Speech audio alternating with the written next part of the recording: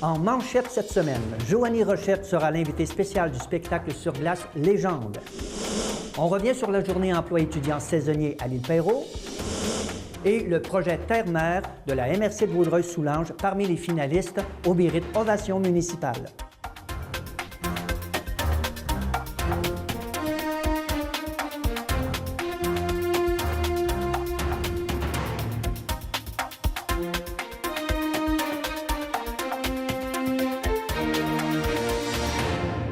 Bienvenue à votre hebdo régional de Vaudreuil-Soulanges. De la grande visite cette semaine. En effet, le 10 mars dernier, le club de patinage artistique régional de Vaudreuil dévoilait en compagnie de la médaillée olympique, Joanie Rochette, les détails entourant le spectacle Légende, une revue sur glace présentée les 25 et 26 avril prochains à l'Aréna de Vaudreuil-Dorion. Le spectacle Légende mettra en vedette les patineurs du club de patinage âgés de 3 à 50 ans et fera voyager les spectateurs à travers le temps. Joanie Rochette y présentera 2 prestations en plus de patiner avec des athlètes de la région. Le 11 mars dernier avait lieu au centre communautaire Paul-Émile Lépine à l'île Perrot la journée emploi étudiant saisonnier. Cette journée visait à faire connaître aux jeunes la diversité des emplois d'été et des emplois saisonniers disponibles dans la région de Vaudreuil-Soulanges. Quant aux employeurs, c'était pour eux l'occasion de rencontrer directement les jeunes pour présenter leur entreprise, offrir des postes, ainsi que recueillir des curriculums vitae. Le projet Terre-Mer de la MRC de Vaudreuil-Soulanges est parmi les finalistes 2015 au prix Ovation municipale de l'Union des municipalités du Québec. Le jumelage culturel Terre-Mer est un projet unique et original dans lequel un artiste accompagne un maire de Vaudreuil-Soulanges afin de lui faire vivre une expérience artistique complète. Cette expérience a permis une réflexion nouvelle sur l'administration locale afin d'inclure davantage les arts et la culture dans le monde municipal. Rappelons que le mérite Ovation municipale souligne depuis 2005 le fruit du travail et la créativité de municipalités, d'arrondissements, de MRC et d'organismes municipaux à but non lucratif du Québec. Les grands gagnants seront dévoilés le 23 mai prochain lors d'un gala au Palais des Congrès à Montréal. Le 10 mars dernier, lors d'une conférence de presse, la Ville de Pincourt a rendu hommage à son service d'urgence et de protection incendie pour l'obtention du prix Mérite dans la catégorie Réponse au sinistre pour son unité mobile de ravitaillement d'air respirable. Les pompiers ont désormais un environnement de travail optimal, car l'unité garantit un approvisionnement d'air en continu, peu importe la durée de l'intervention, et ce, sur l'ensemble du territoire de la MRC de Vaudreuil-Soulanges. Entamé en 2010, ce projet d'unité de ravitaillement d'air de 80 000 $ est une première dans la région de Vaudreuil-Soulanges. Le 10 avril prochain marquera le retour de la classique de hockey Domicilia au profit de la Fondation Tournesol. Elle s'établit cette année au Centre sportif Soulanges à Saint-Polycarpe. La Fondation Tournesol vient en aide aux enfants malades et handicapés de la région. La coordonnatrice, Nadège Fortier, déclare que cette activité est certainement une vitrine pour la Fondation Tournesol, mais aussi une belle façon de rendre hommage aux artisans du hockey dans la région. Maurice Ravary sera le président d'honneur de l'événement. En 1980, Maurice Ravary fut l'architecte du projet de construction de l'aréna dans le village de Saint-Polycarpe. Le centre sportif Soulanges est encore, 35 ans plus tard, le seul aréna pour la grande région de Soulanges qui a vu et continue de voir des milliers de patineurs sur glace chaque année. Celui-ci sera accompagné à la présidence d'honneur par un enfant aux prises avec une grave maladie infantile. Les Phoenix Junior B féminins de la région de Trois-Lacs démarrent en grande les séries régionales de hockey. Elles ont littéralement dominé leur adversaire lors d'un premier match le 7 mars dernier au Centre sportif Soulanges de Saint-Polycarpe. Les Phoenix ont remporté la partie 5-2 contre les Livres de Verdun.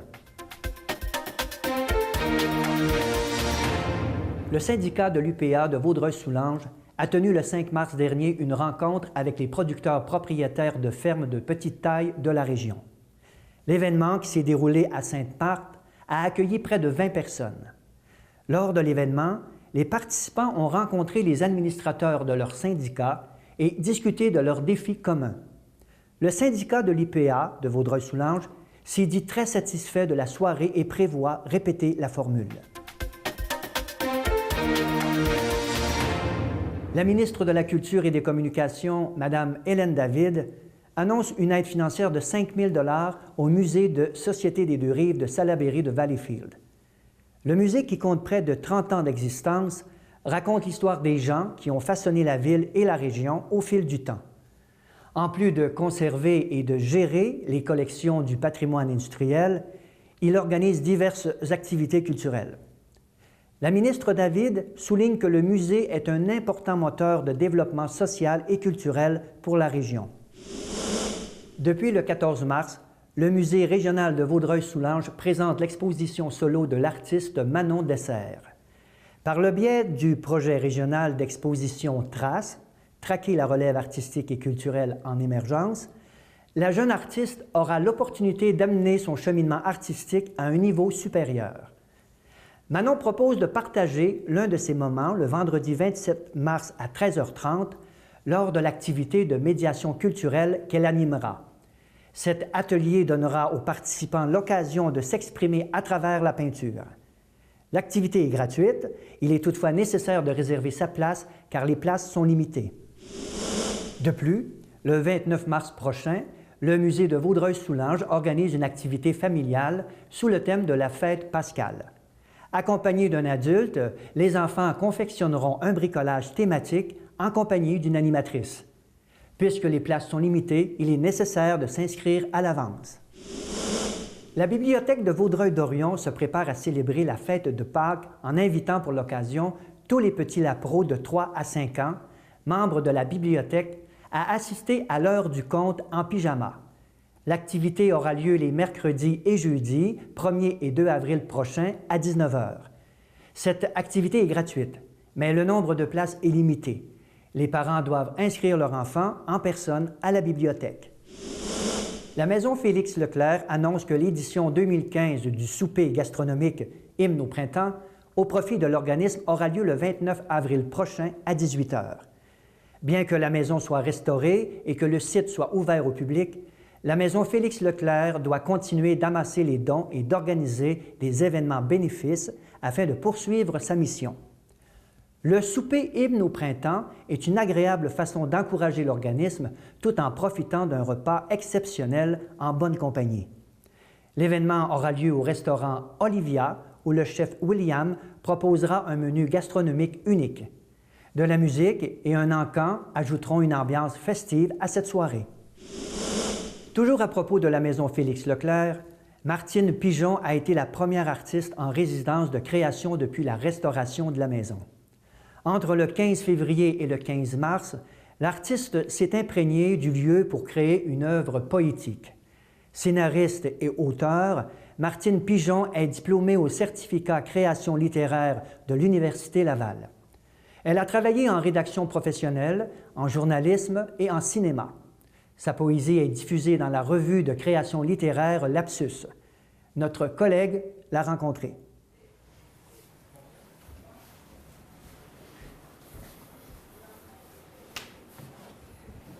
Bonjour, moi je m'appelle Martine Pigeon, je viens de Lévis.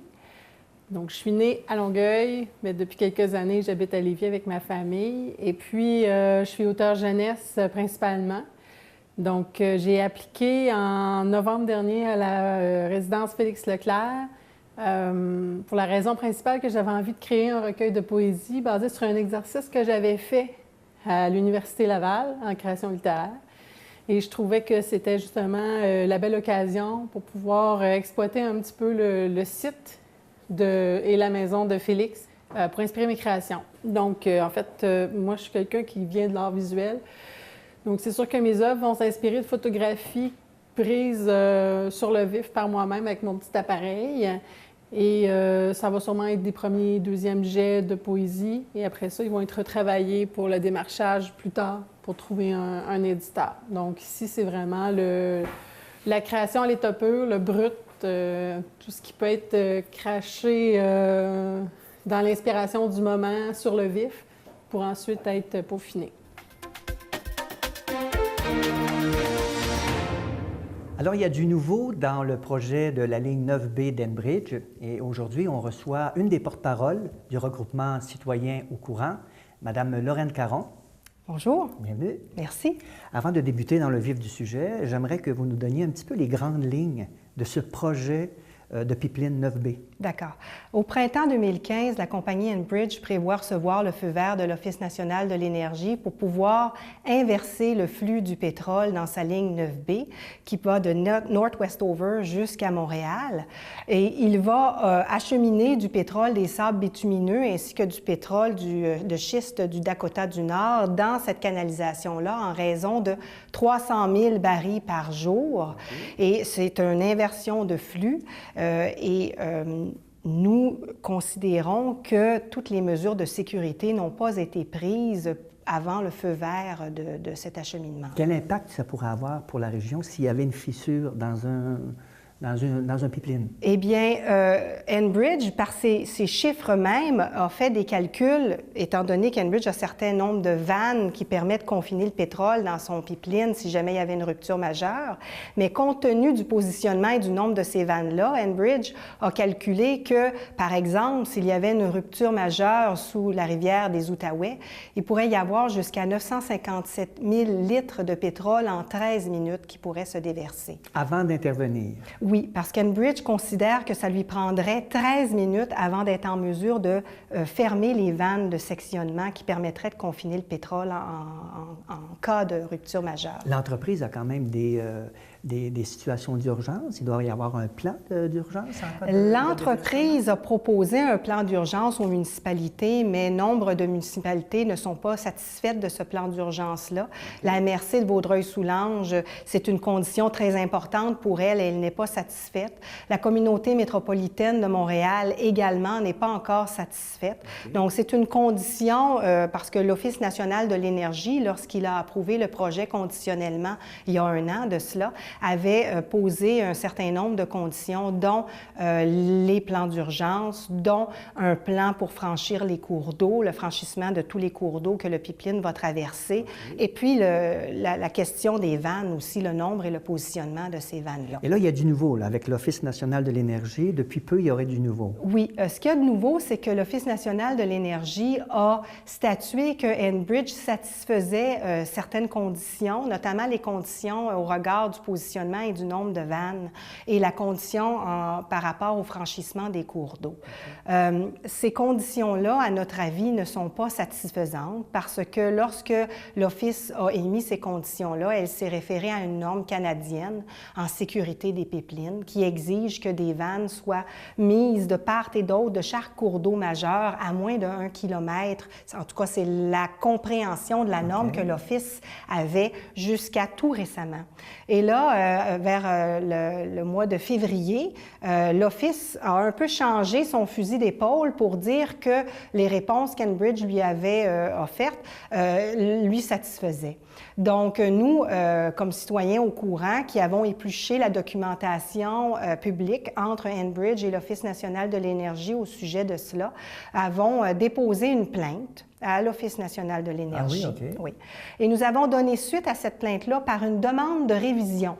Et nous avons été assistés par le Conseil québécois, le Centre québécois du droit de l'environnement pour faire cette demande de révision. Donc, nous demandons à l'Office national de l'énergie de réviser sa position par rapport au nombre de vannes, à son positionnement, parce que dans la région de Vaudreuil-Soulanges, nous n'avons que 2 vannes automatisées. Donc, 2 vannes qui peuvent se fermer en l'espace de 13 minutes. Elles sont situées sur quelle municipalité? Bon, alors nous avons une vanne qui est finalement tout près de la rivière Outaouais.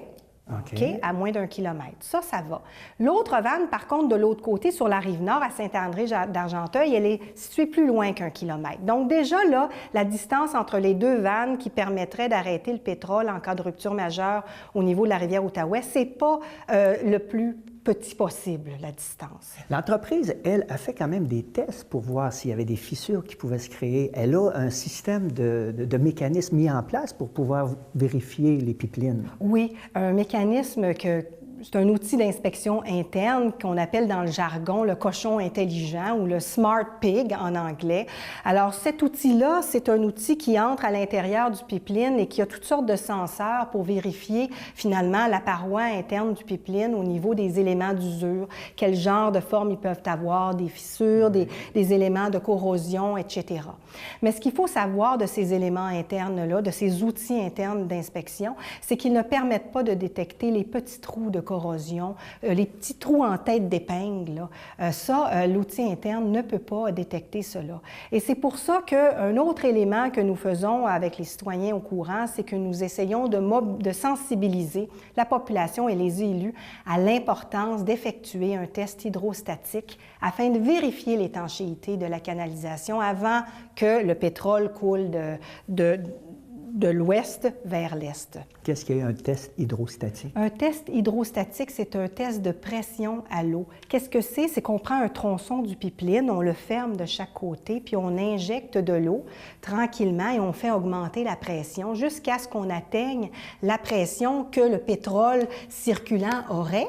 Puis là, on va juste un petit peu plus haut que cette pression-là de service lorsque le pétrole coule pour être en mesure de s'assurer de l'étanchéité, qu'il n'y ait pas de joints qu'on ait soudés qui flanchent, qu'il n'y ait pas de fissures qu'on ait réparées, mal réparées, qui fuient. Donc, c'est un test avec de l'eau.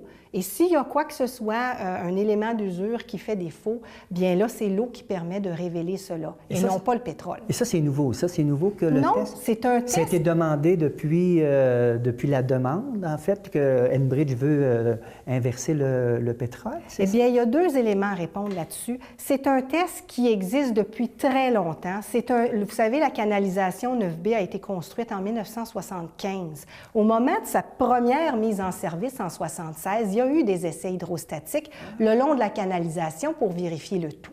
Ensuite, la canalisation a subi un premier inversement de l'écoulement parce qu'avant, ça s'en allait d'ouest en est jusqu'en 97. Puis en 97, on a fait un autre changement d'est en ouest cette fois-ci, et il y a eu un deuxième essai hydrostatique au complet sur la canalisation qui a été réussi avant cette mise en service. Donc là, on fait une troisième mise en service avec une nouvelle inversion de flux. Vous redemandez ce test-là? Oui, nous, on le demande parce que l'Office national de l'énergie, qui pourrait se prévaloir de ce droit-là, car elle l'a demandé à 2 occasions précédemment, ne semble pas vouloir le demander cette fois-ci. Et Enbridge, la compagnie, depuis le début de la soumission de son projet il y a 2 ans, lors des audiences aussi publiques que l'Office a fait pour ce projet-là, a toujours refusé de faire les essais hydrostatiques. Ah bon? Oui. Alors, nous pensons que c'est un élément incontournable pour valider finalement tous les éléments d'inspection interne qu'Enbridge a fait jusqu'à présent parce que les outils d'inspection interne n'ont pas une probabilité de détection de tous les éléments d'usure de 100 %. Donc, il reste des petits éléments qui, à notre avis, peuvent être révélés par les essais hydrostatiques. Essais qui ont déjà été faits sur ce pipeline, mais également sur des vieux pipelines, ça se fait. Et aux États-Unis, l'Agence de sécurité des pipelines, lorsqu'il y a des fuites ou des ruptures, dans le cas d'Enbridge, par exemple, a exigé d'Enbridge qu'il fasse des essais hydrostatiques avant de remettre en service. Donc, ce n'est pas quelque chose qui est totalement dépassé ou non performant. En fait, c'est une complémentarité. Il faut le voir vraiment comme une complémentarité. D'ailleurs, le gouvernement du Québec avait demandé à une firme albertaine qui s'appelle Dynamic Risk de faire une étude indépendante du rapport technique d'Enbridge et avait conclu justement que les outils d'inspection interne et les tests hydrostatiques étaient 2 outils, stratégies qui devaient être mises en complémentarité l'une avec l'autre à des intervalles soigneusement prévus. Donc, on ne dit pas quelque chose qui sort de la planète Mars, ça, ou qui sort de... C'est quelque chose qui existe encore, qui est encore utilisé et qui a sa place dans une évaluation globale de l'intégrité d'un pipeline. Revenons un peu, là, s'il y avait vraiment une fissure ou s'il y avait du pétrole qui était... on parle On parle de mesures d'urgence. Ils vont réparer la fissure, mais ça peut venir contaminer un territoire. Ça contamine quel secteur, en fait? Bien, tout dépendant où la rupture se produit. Et puis, il y a deux éléments qui peuvent se produire, en fait. Il peut y avoir une rupture majeure. Ça, c'est une possibilité. Mais je crois que ce qui est encore plus probable qu'une rupture majeure, quoique, bon, on ne sait jamais avec les risques, hein, qu'est-ce qui peut survenir. Mais un autre élément important à considérer, c'est les petits trous de corrosion qui occasionnent des fuites lentes et des fuites qui sont difficilement détectables et qui peuvent amener, avec le temps, une contamination des terres agricoles, une contamination des eaux souterraines, une contamination du puits que nous avons dans la région, le puits municipal de Sainte-Justine de Newton, qui alimente la ville de Sainte-Justine et de Saint-Polycarpe. Et les tests hydrostatiques viendraient mesurer certains tronçons où est-ce qu'il y a réparation immédiate avant qu'il y ait fissure, avant qu'il y ait déversement, c'est ça? Bien, Enbridge a déjà, en 2012, fait une inspection interne complète de la canalisation. Ouais. Ça l'a amené à détecter plus de 12 000 éléments d'usure le long de la ligne 9B. Sur ces 12 000 éléments d'usure-là, il y en a certains qu'il a décidé de réparer. Alors, il examine finalement en fonction de la taille, la profondeur, la longueur de la fissure, etc. Ils font un jugement, je dirais, informé d'ingénierie, disant on va réparer tant. Et de sorte que Enbridge a fait près de 1000 excavations. Alors, il a creusé, il a déterré son pipeline, il a dégagé son pipeline, puis il est allé voir sur le terrain les éléments d'usure qu'il y avait là, puis il en a réparé une bonne partie, peut-être 3000 sur les 12 000. OK? Les autres, c'est des fissures qui considèrent qu'ils seraient capables de subir la pression de service que le pétrole va occasionner lorsqu'il va s'écouler.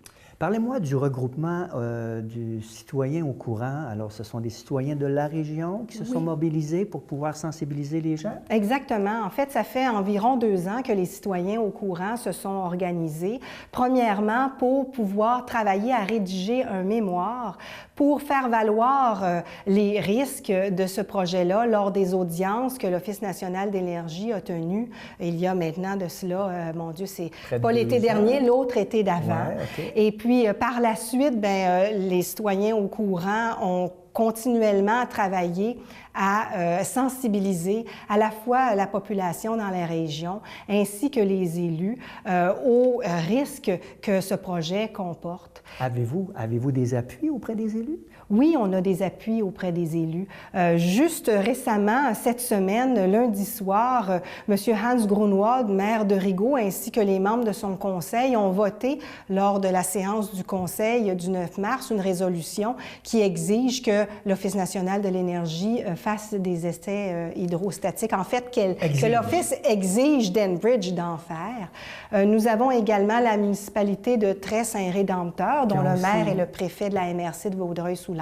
Qui demande aussi à l'Office d'exiger d'Enbridge des essais hydrostatiques. Alors, j'imagine que les autres maires vont vouloir aussi peut-être emboîter le pas. Nous, on travaille justement à fournir de l'information, à sensibiliser les élus au niveau municipal pour qu'ils se prononcent à ce sujet-là, parce que je pense que c'est un élément important. Le maire de Saint-Lazare, par exemple, également attend des informations supplémentaires qui proviennent de la CMM pour pouvoir examiner cela avec son conseil et devrait, le mois prochain, en tout cas, examiner la question et me semble tout à fait favorable à exiger des tests hydrostatiques. Le regroupement citoyen au courant, quelle activité de sensibilisation il fait pour... Beaucoup de choses, en fait. Les citoyens au courant, on a fait un site Internet qui s'appelle faitpipeline.com, alors fait, F-A-I-T-S, pipeline, S.com, où on met plein d'informations au sujet des tests hydrostatiques, des coupures de presse qui parlent de nous. Nous, on a préparé un document, une présentation que nous amenons avec nous pour parler aux élus.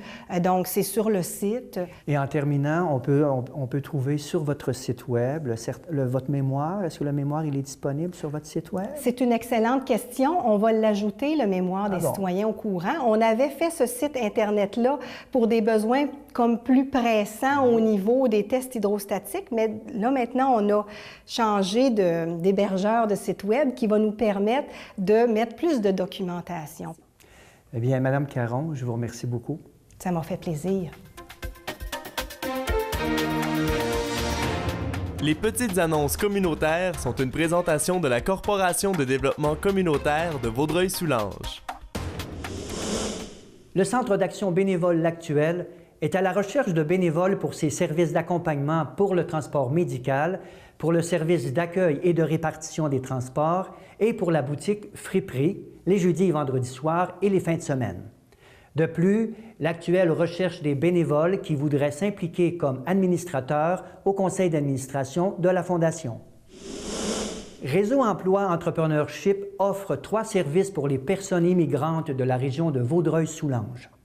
Un service de jumelage interculturel entre les nouveaux arrivants et les familles de la région, un service d'intégration avec des ateliers thématiques, des cuisines collectives et des services d'intégration professionnelle sur le marché du travail avec un coaching personnalisé.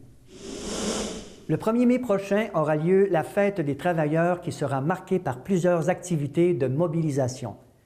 Contactez la Corporation de développement communautaire de Vaudreuil-Soulanges afin d'en savoir davantage sur cette journée importante qui sera soulignée de différentes façons partout au Québec.